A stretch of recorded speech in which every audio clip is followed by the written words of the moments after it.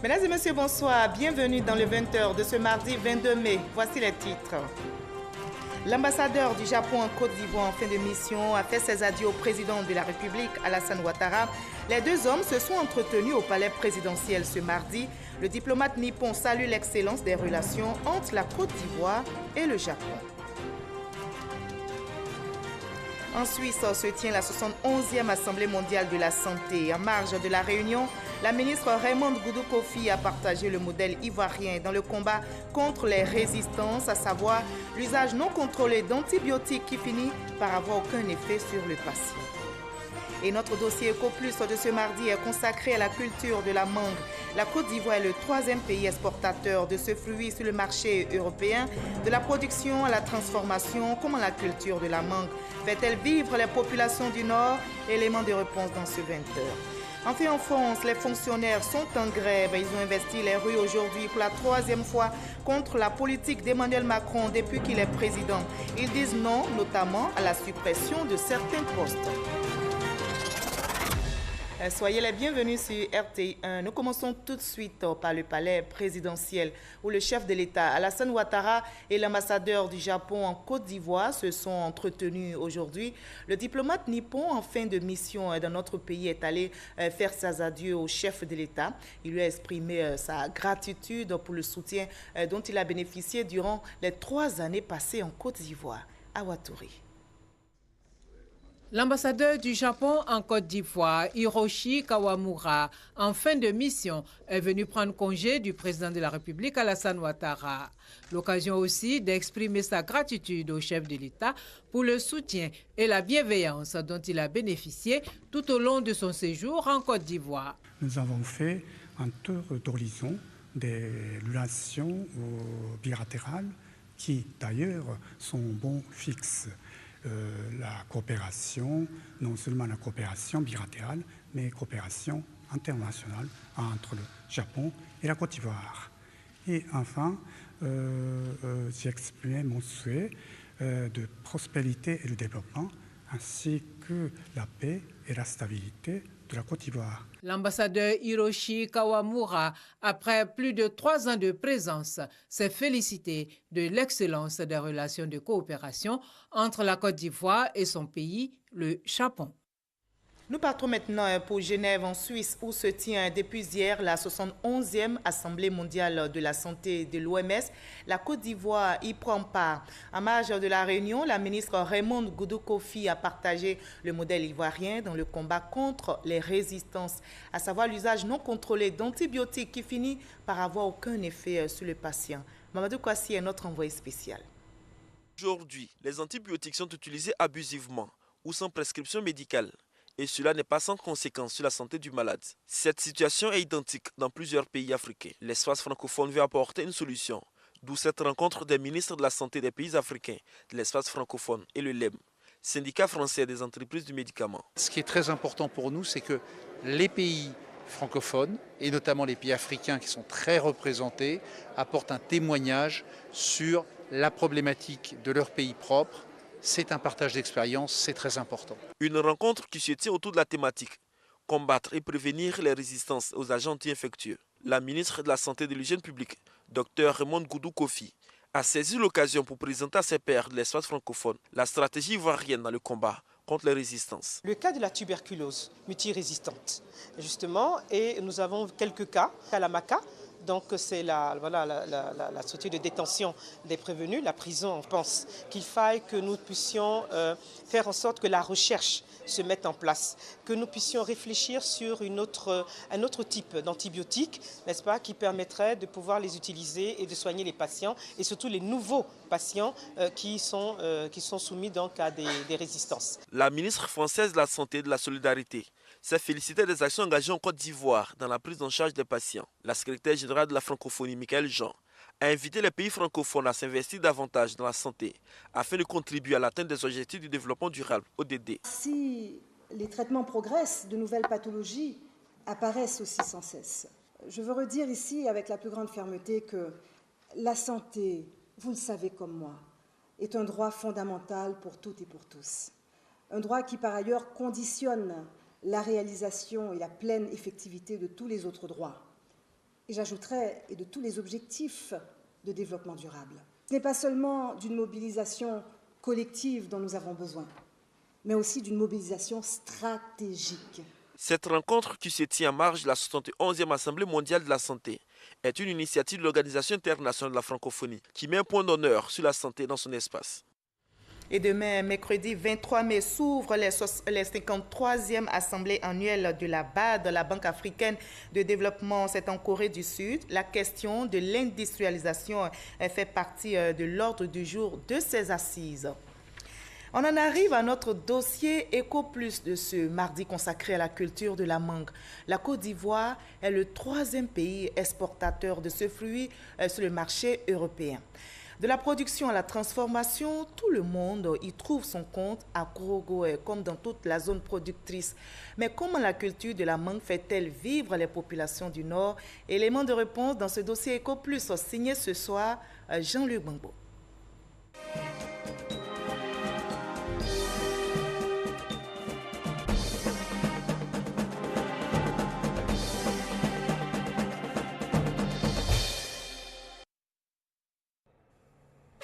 Des véhicules qui, à peine stationnés, sont pris d'assaut par des vendeuses de mangue. C'est ce spectacle qui s'offre à tous les voyageurs à l'entrée de Korogo. Comme Korogo, c'est toute la partie nord du pays qui vit au rythme de la mangue en ce mois de mai. Nous sommes à Wolo, 24 km de Korogo. Ici, c'est la gare des mangues. Ces cartons de mangue sous ce hangar s'apprêtent à prendre la direction d'Abidjan. Gaoussou Traoré est producteur et exploitateur de mangue. C'est ici qu'il passe le clair de son temps pendant les 4 mois que dure la saison des mangues. C'est les tricycles qui envoient les mangues qui viennent des différents champs que nous réceptionnons ici. Et puis nous les mettons dans les cartons.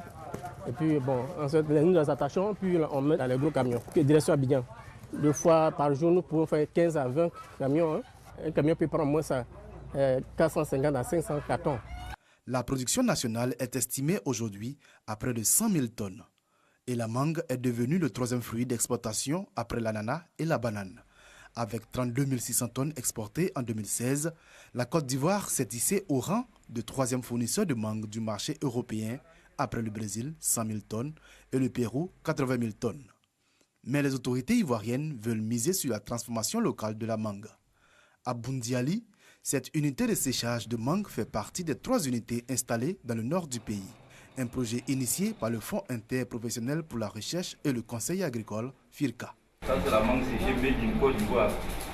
Comme vous pouvez voir la coloration, c'est une belle coloration et un bon goût. Voilà. Et chaque fois que moi je vois ça, je dis, mais la mangue, c'est certainement l'or des mains. La mangue séchée, un produit à forte valeur ajoutée et qui s'exporte très bien sur les marchés étrangers. La totalité de la production de cette unité est destinée à l'exportation. Le marché local lui reste encore vierge. Les gens connaissent beaucoup la mangue fraîche, mais ils ne connaissent pas la mangue séchée.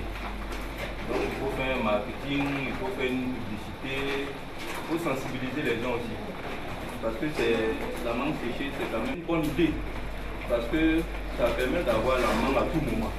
Même hors saison, ces mangues que vous voyez là, faire facilement 2 ans dans de bonnes conditions de conservation. En Europe, le kilogramme de mangue séchée est vendu aux alentours de 22 €, soit 14 400 francs CFA. Au plan local, il se négocie entre 4 500 et 5 200 francs CFA. Pionnière de l'activité à Boundiali, la fruitière de la Bagoui emploie une 50aine de personnes, majoritairement des femmes, qui s'occupent du triage, de l'épluchage, de la découpe et de l'emballage. Ça m'a apporté beaucoup de choses puisque j'arrive à payer les scolarités de mes enfants. Aussi divorcé, j'ai 2 enfants. Mes 2 enfants, tous se vont à l'école. Ils sont au collège. Donc quand je travaille pour ça pendant les vacances, pendant l'année scolaire, je puisse subvenir à leurs besoins. Donc je n'ai pas de problème. La présence des unités de production de mangue séchée est aussi une opportunité pour les producteurs pour écouler leur production. C'est le cas pour Ouma Koulibaly, propriétaire de 6 hectares de mangue à Boundiali. En dehors des unités de production de mangue séchée, Oumar fournit sa production aux exploitateurs, mais également aux particuliers. Les 3 fruits, ici au champ, nous les vendons à 50 francs. Nous souhaitons qu'à partir de maintenant que l'État, tel qu'ils ont fait avec l'anacarde et le café cacao, nous aide à planifier un prix et faire et respecter ce prix-là jusqu'au plus petit producteur. Et en ce moment-là, nous, on peut dire que nous sommes déjà pris en compte par l'État. La filière mangue a été inscrite au Plan national d'investissement agricole, PNIA. Avec l'appui du FIRCA, le gouvernement envisage de financer l'introduction de nouvelles variétés dans cette filière qui fait déjà vivre quelques 7000 personnes. En 2016, la mangue a rapporté 6,5 milliards de francs CFA à ses producteurs. De quoi se positionner définitivement comme une alternative crédible aux cultures traditionnelles du Nord ivoirien que sont le coton et l'anacarde. Voilà, c'était notre dossier Eco Plus consacré à la culture de la mangue, un dossier réalisé par Jean-Luc Bangbo du service économie de la rédaction de RTI1. C'est une journée importante pour tous, particulièrement pour le monde agricole. Ce 22 mai est célébrée la Journée internationale de la biodiversité, une journée célébrée dans le monde depuis 1993 et qui vise à défendre la diversité biologique, l'utilisation durable des ressources naturelles et la protection des ressources génétiques. L'événement ne passe pas sous silence en Côte d'Ivoire. Le gouvernement accentue la sensibilisation pour une agriculture durable en luttant contre la désertification, la dégradation des terres et la sécheresse. Nous partons maintenant pour Bouaké où les responsables locaux de la société de distribution d'eau de Côte d'Ivoire sont à pied d'œuvre pour soulager les populations qui font face, vous le savez, à une pénurie d'eau. Des mesures ont été prises, suivies d'actions sur le terrain pour régler la question. 44 sites de la ville de Bouaké sont régulièrement approvisionnés en eau et dans les quartiers sinistrés, la distribution, vous allez le voir, se fait de façon hebdomadaire. Charles Tatou. Bientôt 2 mois que certains quartiers de Bouaké sont frappés par la situation du manque d'eau. Le gouvernement a déployé et continue de déployer les moyens pour la fin du calvaire des populations de certains quartiers sinistrés. Au total, 10 forages réalisés pour renforcer les installations locales de l'entreprise de distribution d'eau de Côte d'Ivoire, dont 2 dans les localités de Sakassou et Diabo, et 6 pour la ville de Bouaké, dont 2 en train d'être mises en service. Mais en attendant, 15 citernes sont mobilisées pour la fourniture d'eau dans les quartiers sinistrés. On nous a dit qu'il y a l'ONEP, Office national de distribution de l'eau potable, qui parcourt les quartiers de Bouaké pour donner de l'eau. Malheureusement, entre Ngatapro et Broukro, on ne les voit pas. Chez nous, à Sokroa, on n'a jamais vu l'ONEP donner l'eau là-bas. Ces réalités suscitent donc des interrogations. Le conseil municipal a invité les responsables locaux de la SODECI aux travaux de sa dernière session ordinaire. Cela pour un éclairage sur l'évolution des mesures identifiées dans le cadre du règlement du problème d'eau à Bouaké. Il semble qu'il y ait des actions marchandes autour de cette distribution d'eau qui ne sont pas acceptables. Il nous a donné un numéro de 2 points focaux et je pense qu'à l'avenir, on pourra corriger toutes ces dérives. Les bénéficiaires, c'est toute la population et c'est de façon gratuite que nous distribuons cette eau. On a de nombreux pratiquement 50 quartiers, puis pratiquement 44 sites sensibles. Les établissements de santé, de l'éducation nationale qui renferment des internats, les casernes, les prisons, c'est pratiquement chaque jour que nous avons de l'eau. Maintenant, les quartiers, c'est une rotation hebdo. La ville de Bouaké enregistre 47 000 abonnés de la SODECI. Et le ministre d'État, ministre de la Défense, Ahmed Bakayoko, était le week-end de Pentecôte dans le département de Kounaïri, dans le Béré, où il a pris part aux journées de retrouvailles et de reconnaissance au président de la République. Le ministre d'État, Ahmed Bakayoko, a invité les populations de cette région à s'investir dans la paix, comme nous l'explique Abou Sanogo. Le ministre d'État, ministre de la Défense, Ahmed Bakayoko, à Kounaïri, dans la région du Béré, accueille des grands jours pour l'hôte du village de Kroko-Platia-Louma qui organisait les journées de retrouvailles et de reconnaissance au chef de l'État Alassane Ouattara.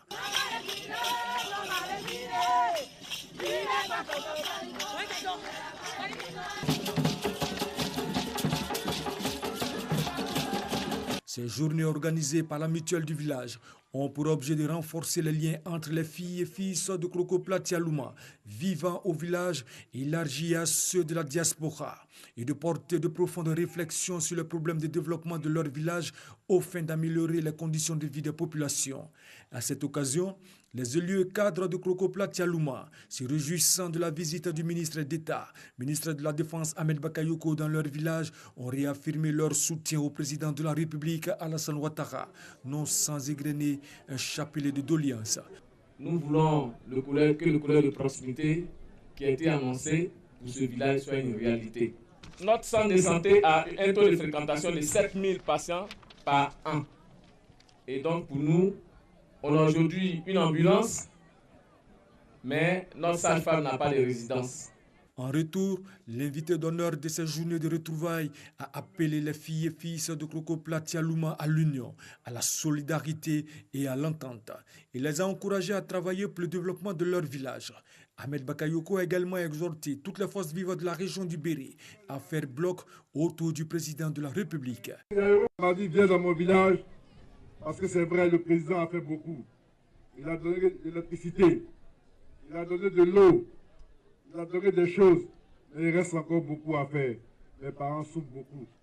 Je sais que si toi tu vois, tu vas parler au président, tu vas parler au premier ministre Amadougon, tu vas parler à la première dame et les choses vont se réaliser pour mon village. Vous pouvez compter sur moi pour transmettre le message et vous aider à régler ces problèmes. Le ministre d'État Ahmed Bakayoko, invité d'honneur de ces journées de retrouvailles dénommées Pentecôti, a été fait grand notable du village Krokoplatia Louma avec pour nom de règne Zerbe Tonné, du nom du premier lettré de ce village. Dans l'actualité également ce mardi, les députés membres de la Commission des affaires économiques à l'Assemblée nationale ont adopté le projet de loi portant création, attribution, organisation et fonctionnement de la Caisse de dépôt et de consignation de Côte d'Ivoire, CDC Côte d'Ivoire. Le projet a été présenté par le ministre de l'Économie et des Finances, Adama Koné. La CDC Côte d'Ivoire est un établissement sous tutelle du ministère chargé des Finances et qui a pour vocation de mobiliser des ressources à long terme nécessaires au financement de l'économie. On passe maintenant à l'actualité politique de ce 20h et on ouvre avec le PDCI RDA qui aura bientôt un siège à Bingerville. La pose de la première pierre de l'édifice a eu lieu en présence de plusieurs cadres du parti. On en sait plus avec Herman Djivi. Voici ce à quoi ressemblera le futur siège du Parti démocratique de Côte d'Ivoire de Bingerville. Il s'étendra sur 900 mètres carrés pour 3 bâtisses, dont une principale. De type R+1, il sera composé de plusieurs bureaux consacrés aux différentes sections du parti. Un don du délégué départemental PDCI Begré Djoman. La pose de sa première pierre s'est tenue en présence du professeur Maurice Kakou Dikawe, secrétaire exécutif du PDCI RDA, et de Noël Akossi Benjo, secrétaire exécutif du PDCI chargé de la mobilisation. Félicitations, monsieur le délégué, pour ce sacrifice. C'est la preuve de la vitalité de notre parti dans Bingerville.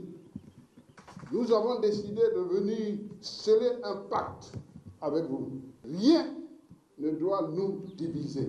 À sa suite, le secrétaire exécutif du PDCI RDA, le professeur Maurice Kakou Dikawe, s'est réjoui de la construction de ce bâtiment, rappelant également aux militants PDCI de Bingerville les priorités du moment.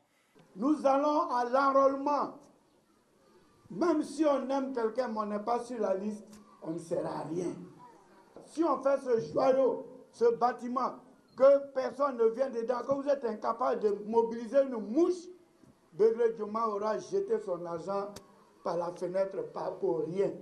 Donc il faut que vous soyez mobilisés. Laissez tomber les histoires de qui va être candidat à la présidence. Chaque chose en son temps. Pour le donateur Begré Djoman, cette journée revêt un caractère spécial. Cette infrastructure d'environ 100 millions est le témoignage de notre militantisme. Et nous pensons que l'avènement de cette infrastructure va renforcer la conviction des militants de Bingerville. Et nous sommes convaincus que les nouveaux majeurs qui vont être enrôlés seront sensibles à ce acte. Place à la pose de la première pierre du futur siège du PDCI RDA. Dans une ambiance de fête, les militants du PDCI RDA de Bingerville ont promis de relever le défi de la mobilisation pour les joutes électorales à venir. L'actualité politique en Côte d'Ivoire reste également dominée par la création du parti unifié RHDP. Ce week-end à Divo, les délégués, secrétaires généraux et de section et les membres des instances du PDCI RDA de la région du Logui-Bois ont fait une déclaration. Ils soutiennent le processus de création du parti unifié RHDP. Francis Boifo pour le reportage. À Divo, les délégués et secrétaires de section du PDCI RDA de la région du Lodjibois ont affiché leur position relativement à la création du parti unifié. Considérant les progrès significatifs réalisés par la Côte d'Ivoire depuis la sortie de crise en avril 2011, considérant que ces progrès n'ont été possibles que grâce à la stabilité politique retrouvée par la Côte d'Ivoire et au leadership affirmé du président de la République, soutenu par le Rassemblement des Oufouettistes pour la démocratie et la paix. Nous, délégués départementaux, délégués communaux, secrétaires généraux des sections et membres des instances du PDCI RDA de la région du Lodjibois, exprimons notre soutien appuyé au processus engagé par la signature de son Excellence M. Henri Konan Bédié, président du PDCI RDA, et par son Excellence M. Alassane Ouattara, président d'honneur du RDR, de l'accord politique qui proclame la volonté des partis politiques membres du RHDP de créer un nouveau parti politique pour ensemble, dans l'union retrouvée, servir et continuer à bâtir la Côte d'Ivoire. Allons au parti unifié, n'a cessé de le répéter, Amédée Kouakou Kofi, délégué départemental PDCI du Lodjibois. Le président Bédié et le président Alassane ont souhaité, dans l'accord politique, qu'il y ait le RHDP unifié, mais le PDCI RDA existe, le RDA existe, l'UDPCI existe, mais à l'intérieur de ce RHDP unifié, qu'on ne s'insulte pas, qu'on soit ensemble, qu'on se dise que la façon dont depuis 2011 jusqu'à maintenant on travaille ensemble et qu'il y a la paix, il y a la cohésion, il y a l'entente dans ce pays, on puisse continuer comme ça. Normal, soutiennent les responsables PDCI de la région du Lodjibois. Ils se sont engagés à investir bientôt les villes, villages et hameaux pour sensibiliser les militants sur les avantages liés au parti unifié. Loin de la scène politique, l'Agence nationale du service universel des télécommunications continue sa mission de promotion de l'outil informatique dans le quotidien des Ivoiriens. Pour cette année 2018, un concept Ansoud Bloc Camp a vu le jour. Une tournée de formation des populations se tient dans plusieurs villes. La caravane était récemment dans la région du Poro. On voit cela avec Kader Sogodogo. Korogo, jeunes, femmes, personnes d'un certain âge sont à l'école. Les cours sont axés sur l'usage et la compréhension des outils informatiques. La ville a été retenue pour accueillir une étape de la caravane à une suite blog Camp 2018. Une initiative de l'Agence nationale de services universels des télécommunications, TIC, à une suite. Le Anti-Bloc Camp est une politique de vulgarisation qui entre dans la droite ligne de la politique du président de la République, qui est de rendre les TIC accessibles à toute la population en Côte d'Ivoire. Travailleurs de l'administration, jeunes blogueurs, amoureux des réseaux sociaux, tous y trouvent leur compte. Surtout le compte Facebook, comment faire pour ne pas être piraté, comment sécuriser nos Wi-Fi. Bon, c'est très bon, je découvre ça aujourd'hui et vraiment ça me fait plaisir. Quand nous commencions à travailler, on avait plein de documents. Vous partez dans la salle, dans le salon d'un conseiller pédagogique, vous étiez frappé par le nombre de documents. Mais aujourd'hui, avec les TIC, on n'a pas besoin de tous les documents. Avec l'ordinateur, on emmagasine tout, on est plus performant et on pense que sans nos ordinateurs, c'est pas possible, on ne peut pas travailler. 4 modules de formation sont dispensés. L'initiation à Internet, l'initiation au projet de la N-Suite, e-service, un citoyen, un ordinateur, l'initiation au blogging et l'opportunité du web pour l'autonomisation. Après Korogo, c'est la région du Bunkani, notamment Bouna, qui va accueillir la caravane de la N-Suite. Et on passe maintenant dans le domaine de la culture en Côte d'Ivoire. Une quarantaine de tableaux sont exposés à l'Institut français sur le sujet, c'est l'immigration clandestine. Cette exposition du peintre Jacob Le vise à communiquer et surtout informer les jeunes sur les dangers de ce fléau mondial. On en sait plus avec notre reporter Issa Chonayeo. Des silhouettes englouties par les vagues de la mer, des bateaux de fortune en train de chavirer en plein océan, et des hélicoptères survolant la mer pour secourir des migrants. Ces tableaux reflètent les pires moments que vivent les candidats à l'immigration irrégulière lors de la traversée de la mer. Le peintre Jacob Bleu, à l'aide de son pinceau et des tableaux, informe et interpelle. Nous avons vu ce qui s'est passé en Libye avec la vente des esclaves et des hommes qui sont traités comme des animaux. Nous pensons qu'il est temps que les uns et les autres puissent agir dans un sens à pouvoir sensibiliser, à pouvoir aider à la compréhension. Le manque d'emploi, l'envie de découvrir leur droit d'eau ailleurs, la fuite des calamités naturelles et des guerres sont autant de causes qui poussent les populations à immigrer.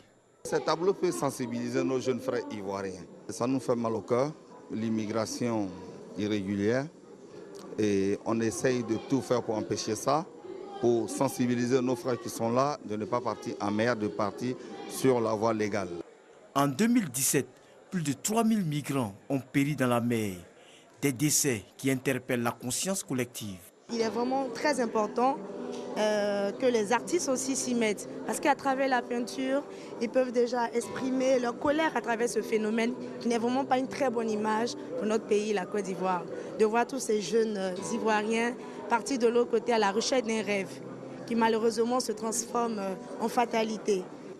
C'est des tableaux impressionnants, c'est une matière qui mobilise le monde aujourd'hui et chacun, y compris les hommes de culture et des arts, doivent apporter leur contribution. C'est un travail de longue haleine, c'est chaque jour un tout petit peu et c'est donc l'eau qui va tomber goutte à goutte qui va finir par percer le plus dur rocher.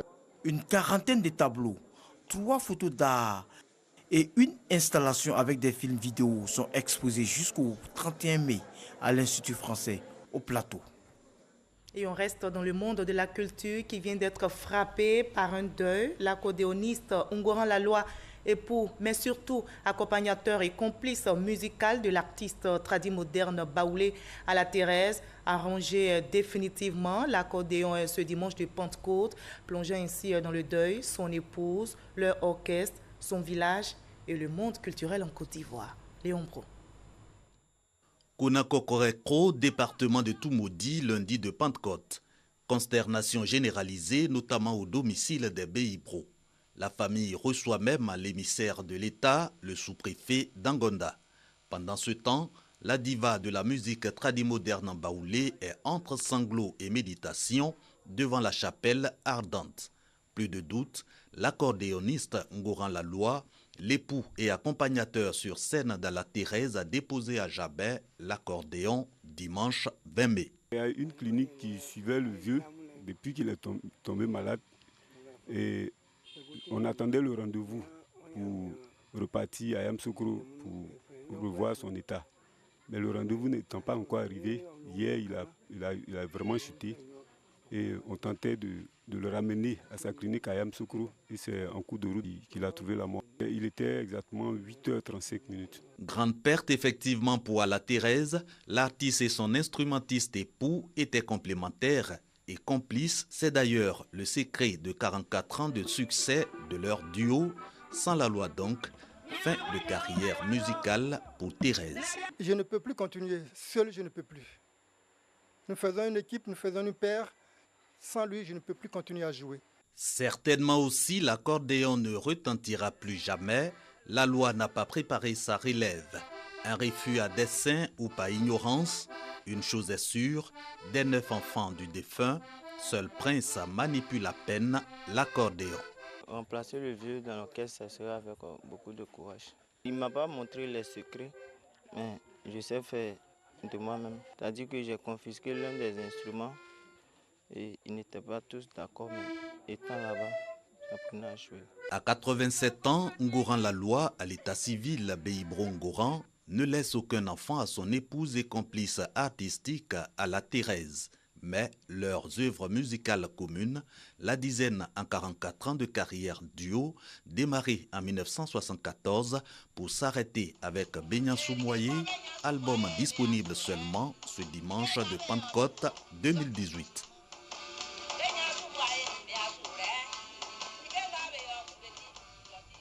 Adieu Ngoran Laloua, ainsi va la vie. On va terminer ce journal par la France où les fonctionnaires sont en grève. Ils ont investi les rues ce mardi pour la 3e fois contre la politique d'Emmanuel Macron depuis qu'il est président. Ils disent non, notamment à la suppression de certains postes. Voilà la fin de cette édition, mais ne décrochez pas parce qu'à partir de 20h50, la RTI 1 précisément, vous propose une émission spéciale. Le sujet qui sera débattu, justice ivoirienne, mauvais procès contre le temple de Thémis. Les invités de Victoria Ngwa vous recevront donc tout à l'heure à partir de 20h50. Très belle soirée sur RTI 1.